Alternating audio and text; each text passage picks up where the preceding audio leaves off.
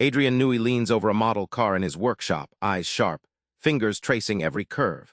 The sound of a roaring engine is far from here, yet the tension is palpable, because every millimeter matters when you're trying to build the fastest machine on Earth. But how did a kid fascinated by sketches and welding transform into the F1 world's greatest engineering wizard? That story starts here, with a race car dream bigger than the asphalt. Before the roar of Formula One, Adrian was a 12-year-old sketching car shapes while other kids played football. This passion was more than hobby, it was destiny. At school in Salisbury, Adrian took a welding course one summer holiday. While others took football camps, he built his own go-kart from scrap steel. His notebooks from those days are full of hand-drawn designs, not doodles, but detailed plans imagining every curve and wing to squeeze speed out of air.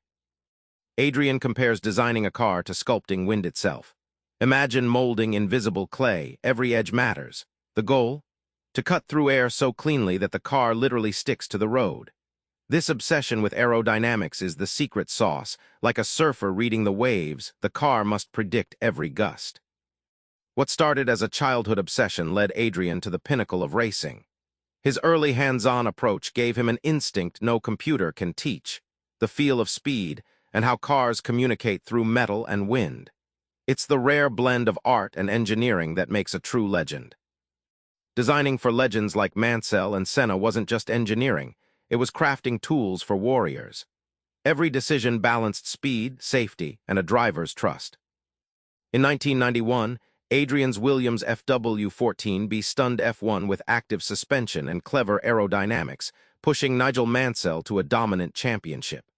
The car was a masterpiece, tweaking forces unseen on the track. Mansell later credited that engineering wizardry with making the car drive itself, giving him the confidence to push harder. A Formula One car isn't just parts piled together. It's a system where suspension, aerodynamics, engine, and tires dance perfectly. Think of it like an orchestra. One wrong note and the symphony collapses. Newey designed each part to communicate seamlessly, turning complexity into harmony on wheels. The payoff? Every race one was proof that obsession with tiny details mattered. Newey's cars didn't just go fast. They transformed the sport by showing what happens when engineering meets artistry. His designs helped drivers not only break speed records, but rewrite what a car could do under pressure. Not every story in racing is about victory. The deadly crash of Ayrton Senna in 1994 forced Adrian to face the brutal cost of speed and rethink racing's human side. When Ayrton Senna, a driver Newey admired, died at Imola, it was more than a loss. It was a raw wound. Adrian and the Williams team were devastated. The crash was a harsh reminder. Their obsession with speed must never ignore the driver's life. It marked a turning point in his career and design philosophy. The aftermath saw a surge in safety innovation.